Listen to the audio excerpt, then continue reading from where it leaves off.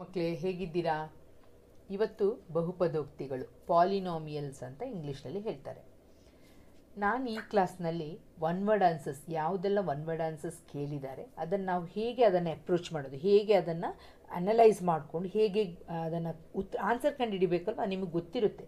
ಅದಕ್ಕೆ main important ಏನಂತ ಹೇಳಿದ್ರೆ ಮಕ್ಕಳೇ, ಫಸ್ಟ್ ನೀವು ಅದರದ್ದು ಕಂಟೆಂಟ್ ನೋಡಿ. ಪಾಠದ ಮೊದಲು ಸುಮ್ಮನೆ ಕೊಟ್ಟಿರಲ್ಲ, ನೋಡಿ ಪಾಠದ ಮೊದಲು ತುಂಬ ಥಿಯರಿ ಕೊಟ್ಟಿರ್ತಾರೆ, ಅದನ್ನು ಓದ್ಕೊಳ್ಬೇಕಾಗುತ್ತೆ. ಇಲ್ಲಿ ನಾನು ಆ ಥಿಯರಿಯನ್ನೆಲ್ಲ ಶಾರ್ಟ್ಕಟ್ ಮಾಡಿ ಬರೆದಿರ್ತೀನಿ. ನೀವು ಪರ್ಫೆಕ್ಟಾಗಿ ಕಂಟೆಂಟ್ ನಿಮಗೆ ಚೆನ್ನಾಗಿ ಗೊತ್ತಿದ್ದರೆ ನೀವು ಖಂಡಿತ ಇದನ್ನು ಈಸಿಯಾಗಿ 5 ಮಾರ್ಕ್ಸಿನ ಕ್ವಶನ್ಸ್ ಬರ್ತದೆ ಮಕ್ಕಳು. ಇದರಲ್ಲಿ 1+1+3 ಅಂತ 1 ಮಾರ್ಕಿನ 2 ಪ್ರಶ್ನೆ ಮತ್ತು 3, ಅದು ಚೇಂಜ್ ಬೇಕಾದರೂ ಆಗ್ಬೋದು. ಬಟ್ ಟೋಟಲ್ 5 ಮಾರ್ಕ್ಸ್ದು ಕ್ವಶನ್ಸ್ ಈ ಲೆಸನಿಂದ ಬರುವಂಥದ್ದು. ಒನ್ ವರ್ಡ್ ಆನ್ಸರ್ಸ್ 2 ಬರ್ತದೆ ಅಂತಿದೆ. ಓಕೆ, ಈಗ ಆ ಪ್ರಕಾರ ನೀವು ಕಲ್ತ್ಕೊಂಡು ಹೋಗಿ. ಯಾಕೆಂತಂದರೆ ನೋಡಿ, ಈಗ ಸ್ಟಾರ್ಟ್ ಮಾಡಿದ್ದೀರಾ ಅಂತೇಳಿದ್ರೆ, ಓದ್ಲಿಕ್ಕೆ ಸ್ಟಾರ್ಟ್ ಮಾಡಿದ್ದೀರಾ ಅಂತೇಳಿದ್ರೆ, slowly steadily wins the race. ಆದರೆ ಕಂಟೆಂಟನ್ನು ಪರ್ಫೆಕ್ಟ್ ಮಾಡ್ತಾ ಇರಬೇಕು. ಯಾವುದನ್ನು ಕಲಿತೀರಾ ಅದನ್ನು ಪರ್ಫೆಕ್ಟಾಗಿ ಕಲ್ತ್ಕೊಂಡು ಹೋಗಿ, ಆಯಿತಾ? ಟೆನ್ಷನ್ ತೊಗೊಳ್ಬೇಡಿ. ಟೆನ್ಷನ್ ಹಾಕ್ಕೊಂಡ್ರೆ ಕಲ್ತಿದ್ದು ಸಹ ಏನಾಗುತ್ತೆ, ಮರ್ತೋಗುತ್ತೆ. ಆದ್ದರಿಂದ ಹಾಗೆ ಮಾಡೋದು ಬೇಡ.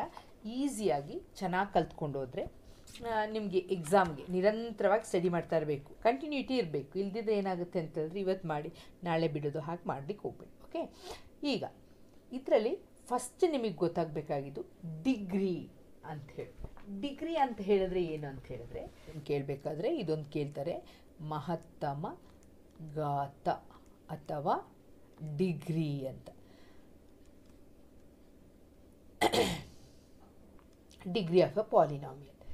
ಈಗ ನೋಡಿ ಮಕ್ಕಳೇ, ಇದರಲ್ಲಿ ಒನ್ ವರ್ಡ್ ಆನ್ಸರ್ದು ಒಂದು ಕ್ವಶನ್ ಕೇಳ್ಬೋದು. ಹೇಗೆ ಕೇಳ್ತಾರೆ ಅಂದರೆ, ಈಗ ನೋಡಿ x² -1 ಅರ್ಥ ಆಯ್ತಲ್ಲ, ಇದ್ರದ್ದು ಡಿಗ್ರಿ ಎಷ್ಟು ಅಂತ ಕೇಳ್ತಾರೆ. ಇಲ್ಲಿ ನೋಡಿ x1, ಎಕ್ಸ್ದು ಪವರ್ ಎಷ್ಟಿದೆ, 2 ಇದೆ. ಯಾವುದು ಹೈಯೆಸ್ಟ್ ನೋಡ್ಕೋಬೇಕು ಅದನ್ನು ಬರಿಬೇಕು. ಆಗ ಇದ್ರದ್ದು ಡಿಗ್ರಿ ಅಥವಾ ಮಹತ್ತಮ ಘಾತ ಎಷ್ಟಾಗುತ್ತೆ, 2 ಆಗುತ್ತೆ. ಈಗ ಇನ್ನೊಂದು ಇಕ್ವೇಷನ್ ನೋಡೋಣ. ಈಗ ಟೆಸ್ಟ್ ಬರ್ತಾ ಇದೆ, ಯೂನಿಟ್ ಟೆಸ್ಟ್ ಮಾಡುವಾಗಲೂ ಇದೆಲ್ಲ ಗೊತ್ತಿರಬೇಕು. ಇದು -x+2 ಅಂತ ಇದೆ. ಇದ್ರದ್ದು ಡಿಗ್ರಿ ಎಷ್ಟು ಅಂತ ಕೇಳಿದಾಗ ಎಷ್ಟು ಬರೀತೀರಾ? ಇದ್ರದ್ದು ಸಹ ಡಿಗ್ರಿ ಎಷ್ಟು, ಇದ್ರದ್ದು ಹೈಯೆಸ್ಟ್ ಪವರ್ ಎಷ್ಟು ಬರುತ್ತೆ, 2. ನೆಕ್ಸ್ಟ್ x ಇಂಟು x-1 ಅಂತಿದೆ. ಅಯ್ಯೋ, ಈ ರೀತಿಯಿಂದ ಒಂದು ಏನು ಮಾಡಬೇಕಂದ್ರೆ, ಈ ರೀತಿ ಈ ಬ್ರ್ಯಾಕೆಟ್ ಏನು ಹೇಳ್ತದೆ ಅಂತ ಹೇಳಿದ್ರೆ ಇಂಟು ಮಾಡಬೇಕು, ಗುಣಿಸಬೇಕು ಅಂತ ಹೇಳ್ತದೆ. ಇದನ್ನು ಮಲ್ಟಿಪ್ಲೈ ಮಾಡಬೇಕು. ಈಗ ನೋಡಿ, x ಇಂಟು x ನೀವು ಆಗುತ್ತೆ x² ಆಗುತ್ತೆ ಅಲ್ವಾ, x ಇಂಟು x² ಇಂಟು 1 ಏನಾಗುತ್ತೆ, -1x ಆಗುತ್ತೆ. ಇದರಲ್ಲಿ ಯಾವುದು ಜಾಸ್ತಿ, ಘಾತ ಎಷ್ಟು, ಪವರ್ ಜಾಸ್ತಿ ಯಾವುದು, 2. ಆಗ ನಾವು ಇದ್ರದ್ದು ಡಿಗ್ರಿ ಎಷ್ಟು ಅಂತ ಹೇಳ್ತೀರಾ, ಇದ್ರದ್ದು ಡಿಗ್ರಿ 2 ಅಂತ ಹೇಳ್ತೀರಾ. ಈಗ x³ -2x² + 3x + 4 ಅಂತ ಕೊಟ್ಟಿದ್ದಾರೆ ಅಂತ ತಿಳ್ಕೊಳ್ಳಿ. ಇದರಲ್ಲಿ ಎಲ್ಲಕ್ಕಿಂತ ಜಾಸ್ತಿ ಪವರ್ ಯಾವುದಿದೆ, ಘಾತ ಯಾವುದಿದೆ, ಘಾತ ಸಂಖ್ಯೆ 3 ಅಂತ ಇದೆ. ಸೊ ಇದ್ರದ್ದು ಡಿಗ್ರಿ ಎಷ್ಟಾಗುತ್ತೆ, ಇದ್ರದ್ದು ಡಿಗ್ರಿ 3 ಆಗುತ್ತೆ. ಮಕ್ಕಳೇ ಅರ್ಥ ಆಯಿತು ಅಂತ ತಿಳ್ಕೊಳ್ಳಿ. ಇದು ಒನ್ ವರ್ಡ್ ಆನ್ಸರ್ ಬರುವಂಥ ಕ್ವಶನ್, ಮಹತ್ತಮ ಘಾತ ಅಥವಾ ಡಿಗ್ರಿ ಕಂಡುಹಿಡಿಯಿರಿ ಅಂತ ಹೇಳಿ ಈ ರೀತಿ ಇಕ್ವೇಷನ್ಸನ್ನು ಕೊಟ್ಟಾಗ. ಹೀಗೆ ಇನ್ನೊಂದು ಇದರಲ್ಲೇ x² ನೋಡಿ, x² ಇಂಟು x+1 ಅಂತ ಕೊಟ್ಟಿದ್ದಾರೆ. ಇದ್ರದ್ದು ಡಿಗ್ರಿ ಎಷ್ಟು ಅಂತ ಕೇಳಿದಾಗ ಏನು ಮಾಡಬೇಕು, ಪ್ರೀವಿಯಸ್ ಲೆಕ್ಕ ಒಂದು ಮಾಡಿದ್ದೀವಲ್ಲ ಅದೇ ಥರ ಇದು ಏನು ಮಾಡಬೇಕು, ಇಂಟು ಮಾಡಬೇಕು, ಮಲ್ಟಿಪ್ಲೈ ಮಾಡಬೇಕು. x ಇಂಟು x² ನೋಡಿ, x² ಇಂಟು x ಅಂತ ಹೇಳಿದ್ರೆ ಇದ್ರದ್ದು ಘಾತ ಪವರ್ 1 ಅಂತ ಅರ್ಥ. ಆಗ ಎಷ್ಟಾಗುತ್ತೆ ನಿಮಗೆ, x⁻³ ಆಗುತ್ತೆ ಅಲ್ವಾ. ನೀವು ಕಲ್ತಿದ್ದೀರಿ, ಇದನ್ನು ಮಲ್ಟಿಪ್ಲಿಕೇಶನ್ ಮಾಡುವಾಗ ಕಲ್ತಿದ್ದೀರಾ. 2 + 1 ಮಾಡಿ x⁻³ ಆಗ ಇದೇನಾಗುತ್ತೆ, x⁻³ ಪ್ಲಸ್ ಪುನಃ x² ಇಂಟು 1 ಆಗ ಏನಾಗುತ್ತೆ, 1x². 1x² ನಾನು x² ಅಂತ ಬೇಕಾದರೂ ಬರಿಬೋದು. ಆಗ ಇದ್ರದ್ದು ಡಿಗ್ರಿ ಎಷ್ಟಾಯಿತು, ಡಿಗ್ರಿ ಬಂದು 3 ಆಯಿತು. ಅರ್ಥ ಆಯ್ತಲ್ಲ ಮಕ್ಕಳೇ ಹೇಗೆ ಬರ್ತದೆ ಅಂತ, ಡಿಗ್ರಿ ಬಂದು 3 ಆಯಿತು. ಒಂದು ವೇಳೆ 5x⁻7 + 24x + 30 ಅಂತ ಕೊಟ್ಟರು. ಇದ್ರದ್ದು ಪವರ್ ಎಷ್ಟಿದೆ, ಹೈಯೆಸ್ಟು 7 ಇದೆ. ಆಗ ಇದ್ರದ್ದು ಡಿಗ್ರಿ ಎಷ್ಟಾಗುತ್ತೆ, 7 ಆಗುತ್ತೆ. ಈಗ ನಿಮಗೆ ಈ ಕಾನ್ಸೆಪ್ಟ್ ಪರ್ಫೆಕ್ಟಾಗಿ ಅರ್ಥ ಆಯಿತು ಅಂತ ತಿಳ್ಕೊಳ್ತೀನಿ. ಡಿಗ್ರಿ ಅಂತ ಕೇಳಿದ ತಕ್ಷಣ ಯಾವುದು ಹೈಯೆಸ್ಟ್ ಅದರದ್ದು ಪವರ್ ಇದೆಯೋ, ಅದರದ್ದು ಘಾತ ಯಾವುದು ಜಾಸ್ತಿ ಇದೆಯೋ ಅದನ್ನು ನೀವು ಡಿಗ್ರಿ ಅಂತ ಬರಿತೀರ. ಓಕೆನಾ? ಈಗ ಹೇಳ್ತೀವಿ ಲೀನಿಯರ್ ಪಾಲಿನಾಮಿಯಲ್ ಅಂತ ಹೇಳ್ತೀವಿ. ಏನಂತ ಹೇಳ್ತೀವಿ, ಲೀನಿಯರ್ ಪಾಲಿನಾಮಿಯಲ್. ಏನಾಗಿದ್ರೆ ಡಿಗ್ರಿ 1 ಇದ್ದರೆ ಅದನ್ನು ಏನಂತ ಹೇಳ್ತೀವಿ, ಲೀನಿಯರ್ ಪಾಲಿನಾಮಿಯಲ್. ಕನ್ನಡದಲ್ಲಿ ಏನು ಹೇಳ್ತೀವಿ? ರೇಖಾತ್ಮಕ ಬಹುಪದೋಕ್ತಿ. ರೇಖಾತ್ಮಕ ಬಹುಪದೋಕ್ತಿ. ಅರ್ಥ ಆಯ್ತಲ್ಲ ಮಕ್ಕಳೇ? ಡಿಗ್ರಿ ನೋಡಿ, ಒಂದು ಎಕ್ಸಾಂಪಲ್ ಹೇಳ್ತೀನಿ. ಅದು ಹೇಗಿರ್ತದೆ ಅಂತ ಹೇಳಿದ್ರೆ, ಅದ್ರದ್ದು ಆದರ್ಶ ರೂಪ ಸ್ಟ್ಯಾಂಡರ್ಡ್ ಫಾರ್ಮ್ ಹೇಗಿರ್ತದೆ ಅಂದರೆ AX + B ಈ ರೀತಿ ಇರುತ್ತೆ. P of x is equal to AX + B ಈ ರೀತಿ ಇದ್ದರೆ ಇದನ್ನು ಏನಂತ ಹೇಳ್ತೀವಿ? ಇದ್ರ ಡಿಗ್ರಿ ನೋಡಿ, ಇದ್ರದ್ದು ಡಿಗ್ರಿ ಏನು ಇಲ್ಲ ಅಂತ ಹೇಳಿದ್ರೆ ಏನಂತ ಅರ್ಥ? 1 ಅಂತ ಅರ್ಥ. ಆಗ ಇದ್ರದ್ದು ಲೀನಿಯರ್ ಪಾಲಿನಾಮಿಯಲ್ ಅಥವಾ ರೇಖಾತ್ಮಕ ಬಹುಪದೋಕ್ತಿ. ಎಕ್ಸಾಂಪಲ್ಗೆ ಈ ರೀತಿ ತಗೊಳ್ಳಿ, 2x + 3 ನೋಡಿ, ಇದ್ರದ್ದು ಎಕ್ಸ್ದು ಪವರ್ ಎಷ್ಟಾಗುತ್ತೆ? 1. ಆಗ ಇದ್ರದ್ದು ಡಿಗ್ರಿ ಎಷ್ಟು ಅಂತ ಬರೀತೀರ? 1. ಈಗ 3y + 7, ಈಗ ಇದ್ರದ್ದು ಡಿಗ್ರಿ ಎಷ್ಟು? 1. ಈಗ 3y ಇದ್ರದ್ದು ಡಿಗ್ರಿ ಎಷ್ಟು? 1. ಅರ್ಥ ಆಯ್ತಲ್ವಾ? 4z ಇದ್ರದ್ದು ಡಿಗ್ರಿ ಎಷ್ಟು? 1. ಅರ್ಥ ಆಯ್ತಲ್ಲ? ನಂಬರ್ಸ್ ಇಲ್ಲಿ ಬಂದರೆ ಇಲ್ಲಿ ಕಂಡೀಷನ್ ಏನಂತ ಹೇಳಿದ್ರೆ a is not equal to 0. ಇದು 0 ಆಗಬಾರ್ದು. ಅರ್ಥ ಆಯ್ತಲ್ವಾ? ಇಲ್ಲಿ ನಂಬರ್ ಇರಲೇಬೇಕು, ಎಕ್ಸ್ ಪಕ್ಕ ನಂಬರ್ ಇರಲೇಬೇಕು. ಬಿ 0 ಆದರೂ ನೋ ಪ್ರಾಬ್ಲಮ್. ನೋಡಿ, ಇಲ್ಲಿ ಬಿ ಇಲ್ಲವೇ ಇಲ್ಲ, ನಾನು 4z ಅಂತ ಮಾತ್ರ ಬರೆದೆ. ಇಲ್ಲಿ ಬಿ ಇದೆಯಾ? ಇಲ್ಲಿಲ್ಲ. ಆಗ ಇದ್ರದ್ದು ಘಾತ, ಈ ABCD ಆಲ್ಫಾಬೆಟ್ ಬರ್ತದಲ್ಲ ಮಕ್ಕಳೇ, ಅದ್ರದ್ದು ಘಾತ, ಅದ್ರದ್ದು ಪವರು 1 ಆಗಿದ್ದರೆ ಅದನ್ನು ಲೀನಿಯರ್ ಪಾಲಿನಾಮಿಯಲ್ ಅಥವಾ ರೇಖಾತ್ಮಕ ಬಹುಪದೋಕ್ತಿ ಅಂತ ಹೇಳ್ತೀವಿ. ಅರ್ಥ ಆಯ್ತಲ್ವಾ? ಇನ್ನು ನೆಕ್ಸ್ಟು ಎರಡನೇ ಪಾಯಿಂಟ್ ಏನು ಕಲಿಬೇಕಂತ ಹೇಳಿದ್ರೆ, ಎ ಪಾಲಿನಾಮಿಯಲ್ ಡಿಗ್ರಿ 1 ಹೇಳ್ತು. ಈಗ ನಾವೇನು ಮಾಡಬೇಕು? ಆಫ್ ಡಿಗ್ರಿ 2 ಇಸ್ ಕಾಲ್ಡ್ ಏನಂತ ಹೇಳ್ತೀವಿ? ಅದು ಪವರ್ 2 ಇದ್ದರೆ ಅದನ್ನು ಏನಂತ ಹೇಳ್ತೀವಿ? ಕ್ವಾಡ್ರಾಟಿಕ್ ಪಾಲಿನಾಮಿಯಲ್ ಅಂತ ಹೇಳ್ತೀವಿ. Quadratic polynomial. ಅರ್ಥ ಆಯ್ತಲ್ಲ? ಏನಂತೇಳಿ ಡಿಗ್ರಿ 2 ಇದ್ದರೆ, ಡಿಗ್ರಿ 2 ಇರುವ ಬಹುಪದೋಕ್ತಿಗೆ ಏನಂತ ಹೇಳ್ತೀವಿ? ವರ್ಗ ಬಹುಪದೋಕ್ತಿ. ವರ್ಗ ಬಹುಪದೋಕ್ತಿ ಅಂತ ಹೇಳ್ತೀವಿ. ಅರ್ಥ ಆಯ್ತಲ್ಲ ಮಕ್ಕಳೇ?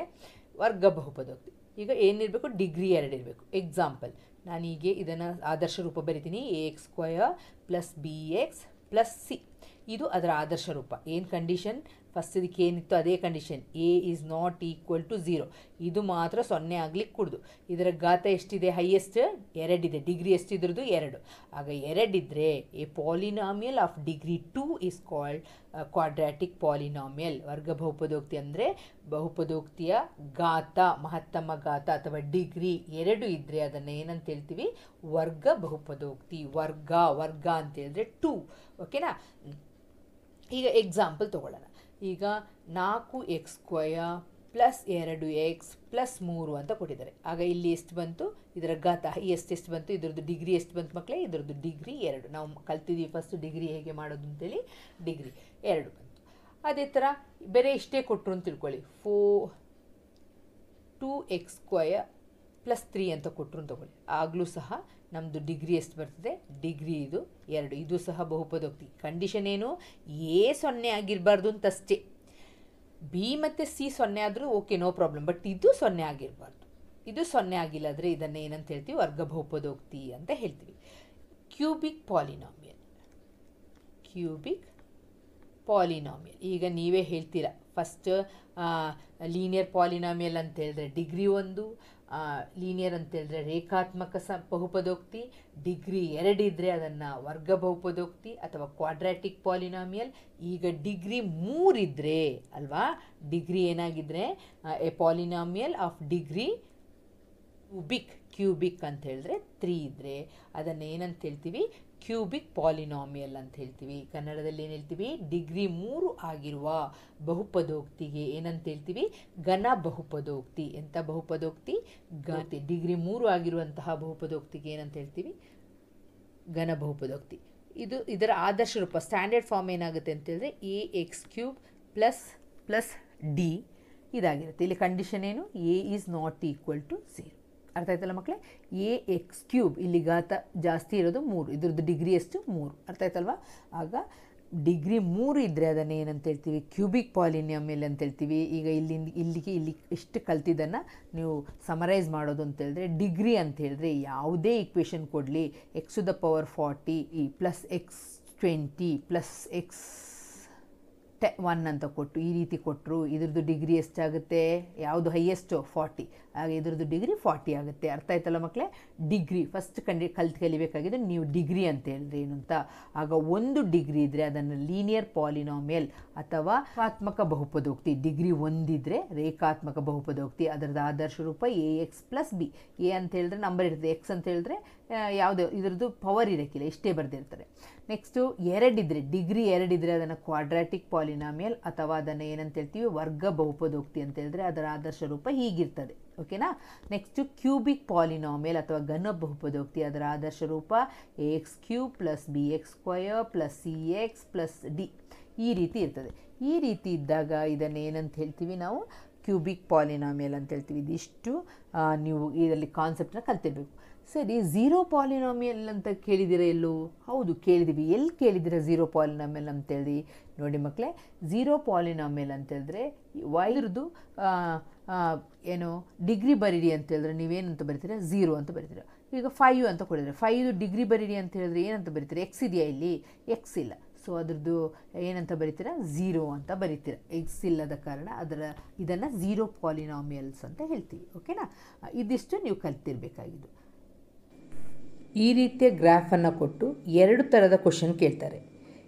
ಇದು ಎಕ್ಸ್ ಅಕ್ಷ, ಇದು ಗೊತ್ತಿದೆ ನಿಮಗೆ. ವೈ ಅಕ್ಷ, ಮಲಗಿರೋದು ಯಾವಾಗಲೂ ಎಕ್ಸ್ ಅಕ್ಷ, ನಿಂತಿರೋದು ವೈ ಅಕ್ಷ. ಹಾಗೆ ಯೋಚನೆ ಮಾಡಿ. ಸ್ಲೀಪಿಂಗ್ ಲೈನ್, ಸ್ಟ್ಯಾಂಡಿಂಗ್ ಲೈನ್ ಅಂತ ಯೋಚನೆ ಇಟ್ಕೊಳ್ಳಿ, ಎಕ್ಸ್ ವೈ ಅಂತ. ಯಾವಾಗಲೂ ಫಸ್ಟ್ ಬರಿಬೇಕಾಗಿದ್ರೆ ಎಕ್ಸ್ ಯಾವ್ದು ಪಾಯಿಂಟಲ್ಲಿದೆ ಅದನ್ನೇ ಬರಿಬೇಕು. ಇಲ್ಲಿ ಕೇಳೋದು ಇಂಟರ್ಸೆಕ್ಟಿಂಗ್ ಪಾಯಿಂಟ್ ಕೇಳ್ತಾರೆ. ಎಷ್ಟು ಪಾಯಿಂಟಲ್ಲಿ ಇಂಟರ್ಸೆಕ್ಟ್ ಆಗಿದೆ, ಎಷ್ಟು ಪಾಯಿಂಟಲ್ಲಿ ಛೇದಿಸಿದೆ. ಆಗ ನೀವು ಎಷ್ಟು ಪಾಯಿಂಟ್ ಅಂತ ಹೇಳಿದ್ರೆ ನೀವು 2 ಶೂನ್ಯತೆಗಳ ಸಂಖ್ಯೆ ಅಂತ ಪ್ರಶ್ನೆ ಇರುತ್ತೆ. ನಂಬರ್ ಆಫ್ ಝೀರೋಸ್ ಅಂತ ಇಂಗ್ಲೀಷಲ್ಲಿ ಇರುತ್ತೆ.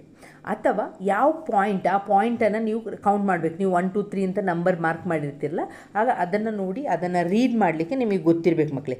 ನಿರ್ದೇಶಾಂಕ ಸಹ ಕೇಳ್ತಾರೆ, ಅಂದರೆ ಕೋಆರ್ಡಿನೇಟ್ಸು ಸಹ ಕೇಳ್ತಾರೆ, ಮತ್ತು ನಂಬರ್ ಆಫ್ ಝೀರೋಸ್ ಸಹ ಕೇಳ್ತಾರೆ ಈ ರೀತಿಯ ಗ್ರಾಫನ್ನು ಕೊಟ್ಟಾಗ. 2 ನಿಮಗೆ ಗೊತ್ತಿದ್ದರೆ ನೀವು ಈಸಿಯಾಗಿ ಇದರಲ್ಲಿ 1 ವರ್ಡ್ ಆನ್ಸರ್ 1 ಮಾರ್ಕನ್ನು ತೆಗಿಬೋದು. ಇಂಪಾರ್ಟೆಂಟಾಗಿ ಕಲಿಯೋದು ಸಮ್ ಆಫ್ ದ ಝೀರೋಸ್. ಇದು ಝೀರೋಸ್ ಅಂತ ತೊಗೊಂಡಿದ್ವಿ. ಯಾವ್ದು ಝೀರೋಸ್ ಅಂತ? ಆಲ್ಫಾ ಮತ್ತು beta are the zeros of the polynomial ಅಂತ ತೊಗೊಂಡಿದ್ವಿ. ಆಗ ಸಮ್ ಆಫ್ ದ ಝೀರೋಸ್ ಅಂತ ಹೇಳಿದ್ರೆ alpha plus beta equal to ಈ ಫಾರ್ಮುಲಾ ಬೈ ಹಾರ್ಟ್ ಆಗಿರಬೇಕು, -B/A. ಅರ್ಥ ಆಯ್ತಲ್ಲ? ಇದು ಬಿ, ಇದು ಎ, ಇದು ಸಿ. ಅಥವಾ ಈ ರೀತಿ ಇದ್ದಾಗ sum of zeros of polynomial alpha plus beta ಅಂತ ಹೇಳಿದ್ರೆ ನಾವು ಫಾರ್ಮುಲಾ ಯಾವ್ದು ಹಾಕಬೇಕು? -B/A product of zeros, product of the zeros of polynomial ಏನು ಬರ್ತೀರಾ? Alpha into beta equal to C/A. ಇಲ್ಲಿ ಸಮ್ ಆಫ್ ದ ಪಾಲಿನಾಮಿಯಲ್ಸ್ ಅಂತ ಹೇಳಿದ್ರೆ ಶೂನ್ಯತೆ ಮೊತ್ತ. ಆಲ್ಫಾ ಮತ್ತು ಬೀಟಾಗಳು ಶೂನ್ಯತೆಗಳಾದರೆ, ಏನಂತ ಪ್ರಶ್ನೆ? ಆಲ್ಫಾ ಮತ್ತು ಬೀಟಾಗಳು ಶೂನ್ಯತೆಗಳಾದರೆ